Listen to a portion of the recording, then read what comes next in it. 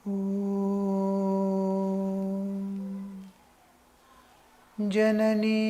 Sharadam Devim Ramakrishnam Jagadgurum Padapadme Tayo Shritva Pranamami Muhurmuhu.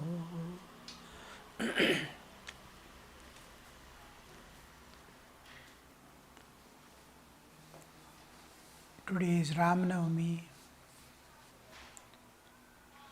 In whole of India and even many places outside, today is a special occasion, an important festival, rather, a ceremony like, which is observed irrespective of denominations the Hindus follow, whether Shaivites, Vaishnavites, Shaktas, or any other denomination. They all celebrate today the Ramanavami.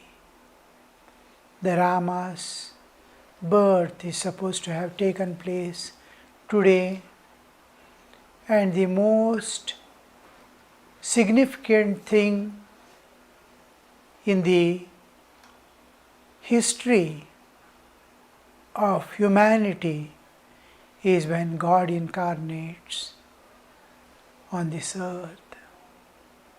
When the social conditions deteriorate, or even for cosmic causes which is beyond our understanding, so many problems, so many disharmony will be taking place.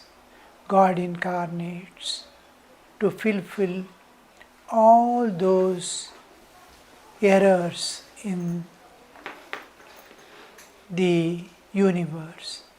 At any level, in any plane of existence, and when God incarnates on the earth, not only the humanity on the earth gets the benefit, but whole universe, the 14 planes of existence, Bhu Bhuva Swaha Majjana Tapa Satyam Atala Vitala Sutala Talatala Rasatala Patala, all these 14 planes and the 3 layers, gross, subtle and causal, that is, when we are in deep sleep, when the universe is returning back to its source, when it is emerging out stage by stage from causal to subtle, subtle to gross, so also we every day sleep, go to subtle, from subtle to causal, and beyond be with God, and again come out. All these layers at cosmic and individual levels are affected when God incarnates. It is said that when God is just taking birth, that very moment of birth, the whole Prakriti becomes still. No movements anywhere. The time stands, and just the Prakriti is just watching. The Prakriti is his own power manifesting as the universe. And here you see the whole Prakriti, just like you are having something and you yourself are watching you. And when you are watching yourself, you are indifferent to all things. Nature forgets her own duties and responsibilities. She wants to become still without any movement. Just like time has stopped for some time, just watching. Except the birth of God, all things are stagnant. Suppose the time stops now and starts after million years and again continues, we will never know million years have passed. Because it is like some mobile or something singing stops and then starts. Where it stops, it is starting again. So, whether it is 1 hour, 2 hour, if you are not conscious, you don't know that time has passed so much. Just like people who are in samadhi, when they enter they know, when they come out they know. We in our sleep, we feel most of the time, just now I slept and I am getting up. The whole night we have spent. Like that, when the Prakriti becomes stagnant, everything becomes stagnant. And beautiful thing is this moment where the whole universe becomes stagnant, and the energy, the Shakti, which has become this universe, means every part of our being. This is Shakti manifested as energy, manifested as matter. And all this, my eyes, senses, my Pancha Jnanendriya, Pancha Karmendriya, Pancha Prana, Buddhi, Manas, all parts of my existence, whole universe, all beings, whatever is there in universe, that is Divine Mother. And that Divine Mother is just to become still and watching. And you see, you are participating, you are also watching, you are one with the Divine Mother. You may not be knowing. Just like every cell is doing its work in the body, but I am experiencing, I am getting the benefit. Now if there is a pain somewhere, it is the region is paining, every cell is suffering there. Simultaneously I am also suffering because of my identification. When I sleep, I don't experience the pain, but every cell there will be experiencing the pain. So when Divine Mother is participating, I am one, I may not understand independently, being one with Mother, the universe, the Shakti, and I am just participating fully. My every cell, every part of my being, everything has become still, but as Shakti, I am just watching it. That is the only moment where the whole universe finds its absolute oneness in Prakriti, nature, in Divine Mother. At all times, the rest of the, again till God incarnates again, we never become one. When I am awake, you are sleeping. When you are awake, somebody is sleeping. And there is no moment when we all become energy and we become one. And there is no difference. There is no whole thing. Though world as it is, universe as it is, our bodies as it is, are become just still. Yet our existence has become one. As absolute oneness, there is no difference, we are participating. We have become one with the Divine Mother. All have become one with the Divine Mother. All jivas. It may be in some bhuva or swaha loka, or it can be in Atalavita, some jivas are there. Any dimension, anywhere, it may be an insect, it may be a devata, all have become one with the Divine Mother, and all are participating, being Divine Mother. This absolute oneness of our existence, we will never find any time except when God incarnates. This is one unique happening in the whole creation, something we cannot imagine. That one moment, because God is the consciousness, the pure consciousness, all-pervading consciousness. It has become a small baby and come. It is manifesting as baby. And you can see the consciousness which has become the universal consciousness, which has become the baby. Because of that consciousness, I am conscious. All jivas are conscious because of the universal consciousness. All these individual consciousness are inseparable part of the universal consciousness, the God. Universal consciousness is Ishvara, the Lord of the universe. Individual consciousness is Jiva. Jiva and Jagat. He has come down only for Jiva's Uddhara. And when God comes down,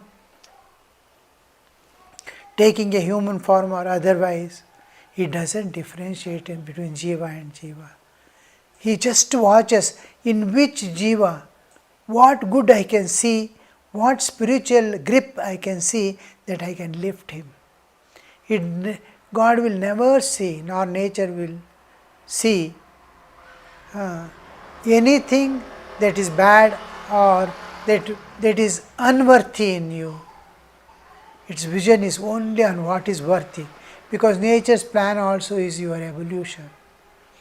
According to the law, you may get Sukha Dukha, but nature, as mother of the every jiva, she is always interested in the evolution of jiva. So she will be constantly watching what can be pulled from her, what karma can, what is he doing can be, what bhavana he has got, I can lift him, make him move towards the divine. Similarly, when God incarnates, He is one entity pervading the whole universe, has given existence to everything and made everything conscious. Even this book I am having in my hand, it looks like unconscious. It is conscious. Only the Satya aspect is seen, Chitta aspect is unseen. Not that it is not there. It is there, but it is inexpressed. In living being like me, like the animals or insects, it is manifest. Here it is unmanifest. So I can't see the Chitta aspect. But Sat aspect I can see. Existence I can see. It exists, I know. But Chitta aspect is not visible. But it has Chitta. When you see Sri Ramakrishna, when he finishes all his sadhana, he gets a doubt. What all realizations that I have, is it true? Then he just thinks, suppose that he will be sitting on the bank of river and he looks at a stone. He prays to the Divine Mother, oh, if my realizations are true, let that stone jump thrice. Let that stone jump thrice. And the stone jumps thrice. Look at the consciousness. And during his sadhana, he sees every object filled and radiating consciousness. He says kosha, kushi, the vessels used in the worship, the doors and hinges, everything he saw filled with consciousness. We too, in particular state of our existence, particular state of our superconscious state, we too can see this consciousness. And once a few samadhis, the transcendental, if you go once and come back, you will see something else here. You will see the divine here. In divine means it is the uppermost layer connecting me and the Absolute. It is like when you boil milk and keep on the surface, small, thin, hard like material appears. The cream, a layer, thin layer of, you can lift it like skin on the milk. Suppose that is the ocean of consciousness, Shuddha Chaitanya, the absolute existence. This cream, layer of cream is divinity. On this divinity, this whole universe, all beings are there. The divinity is within me at the bottom of this universe. The last layer, if you go into this universe, the last layer is divinity. And this divinity is radiating in and through all the objects and all lives. In me also there is that divinity. It is expressing itself as consciousness. Only one aspect of my consciousness is being manifest, and another aspect, existential aspect, remains as it is. And this divinity, as divinity, it also manifests. It's a special expression, and every layer of your existence become divinized. Your body is divine, your senses are divine, your energy, pranas are divine, your mind is divine, your intellect is divine, your feelings are divine. The whole layers, all the layers covering your system is divine. Means mind is working as divine, you see, intellect is working. Everything will be for the benefit of the universe, for benefit of all jivas. Whatever you do, thinking, eating, I am keeping this body alive, not for me, not for my enjoyments. I am keeping this body for the welfare of others, for realizing God, for God's sake. So this divinity makes everything a yajna, constant yajna. And to convert the normal human into divine, the God incarnates. The main thing now with Ramakrishna's advent, same who was born as Rama and who was born as Krishna, now is in the form of Sri Ramakrishna. And this incarnation, God coming down in human form, is just to transform all of us, and each one of us, we must understand and take it in this way, that God has come for my sake, and He has taken this human form for my sake, because nature's plan is evolution, but God incarnates for those who are, in spite of all efforts, are not able to go on the path of evolution. Something great, something powerful is holding it back. It is not allowing to go. Something binding, something. And then incarnations remove these things. Guru is one of the important manifestations of God.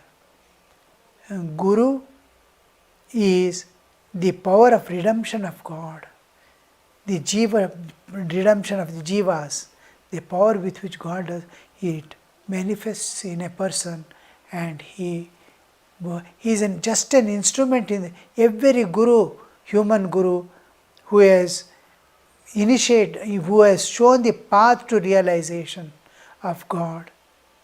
Not simply the gurus for gurus' namesake, but actual gurus who are able to hold the devotee's hand and take him, the disciple's hand, and take him to God. Those gurus are instruments in the hand of God, and we see God's power working in and through them. So it is not their tapobhala, it is not their other intellectual or any other power, but it is God's power working through a human instrument. That is Guru. And every Guru is ultimately, if you see behind, it is God. And incarnation is the hub from where all these powers start working. God comes in human form just to lift this mankind whole mankind, not only individual. See, acharyas, what we call prophets and all these acharyas, they come to lift a particular community. But when God comes, He incarnates in human form, He doesn't differentiate. He lifts the whole mankind. Every religion He purifies. Every path He clears. What all defects and problems were there in the social conditions, He watches. Just like Guru, we see Guru is not only a spiritual guide, he is guide in other layers also. A disciple is there in his personal life. What is happening there? His personal life. How he is moving about, how he is doing his work, how are he is doing, or any problem in the secular life. Spiritual life he has to do, he is doing. And he is a great support for his secular life. What needs to be done, what not to be done, what can be done, everything. Secular life also Guru will be guiding and managing, because spiritual life is dependent on his personal secular life. So, and it is again dependent on the social conditions. And every disciple has to protect him from the social conditions and guide his secular path. Being in the world, how will he earn money? What will he do? What path he can follow? What path he should not go? All this Guru will be guiding apart from spiritual path. In spiritual path, he is giving a entirely different support. After initiating him with the mantra, which usually we see in our Hinduism, it is name of God. Very often the incarnations. There are two manifestations of God, the eternal forms like Shiva, Durga and all, which are universal plugs. And there are which God incarnates in physical form to be with humans and move about with humans. So this aspect of God as the human life has a different effect on human. He actually walks through the path and shows. He exemplifies every bit of spiritual life, and he himself shows it is possible. Being an ordinary human being with all limitations, he begins his life. Be it Rama or Krishna or Ramakrishna, we see their normal going to school, this, that, everything. That limitation that he puts upon himself, yielding himself to his own power called Yoga Maya, he takes the human form. And this limitation he overcomes and shows there is no difference between me and you when I am bound by, you are bound by karma, I am bound by my own will and I am bound by my own power, Yoga Maya. And you are bound by Mahamaya, by another power which binds the jiva. And we are in the same condition of bondage. I am also overcoming all defects and problems to show you how you can do it. So this Yoga Maya, Mahamaya, which binds all jivas, are powers of the Ishvara. He can withdraw any power from anybody. Those who understand the incarnation and unconditionally surrender, the Maya, Mahamaya, drops off by herself. Because when in surrender, when I go and surrender to God, I am not there. What remains is God. My total unconditional surrender, unconditionally giving myself to God, I am not there. It is He and it is His. The body-mind complex which I am living, it is His. It is not mine. So when I give this to God, it is like a part of God, and Maya cannot bind God. The moment you hold on to God through surrender, self-surrender and divine love, Maya cannot. And to show this, the incarnation, when God incarnates and takes a human body, in that human aspect of His existence continues through eternity. Rama and Krishna are there at all times from His time of birth, prehistoric period where there are no records. From that time till today and through eternity, that Rama's existence, that part that he has taken up, remains. So also of Rama or Ramakrishna.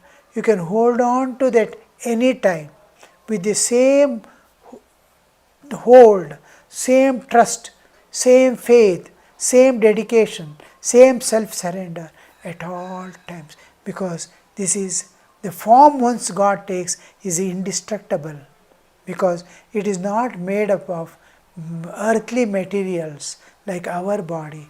It is made up of a special material which is called aprakrita sharira.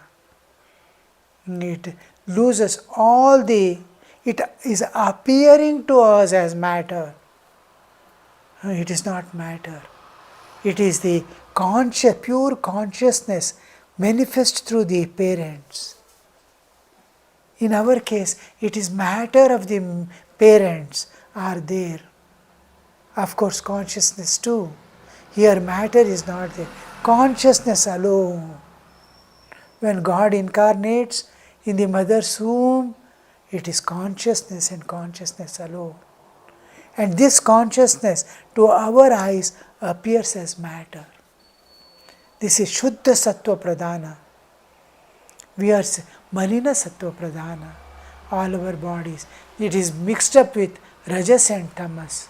There is no Rajas and Tamas, nor the Sattva of the Prakriti. It is Sattva of the transcendental that is appearing as the Sattva, Rajas and Tamas in the universe.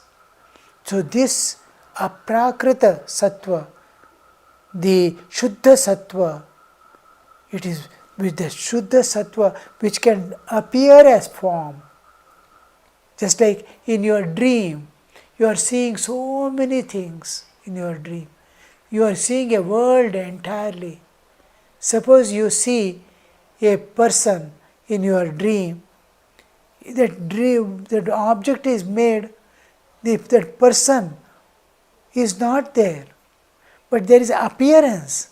You in dream itself, you go and touch him, you will feel him.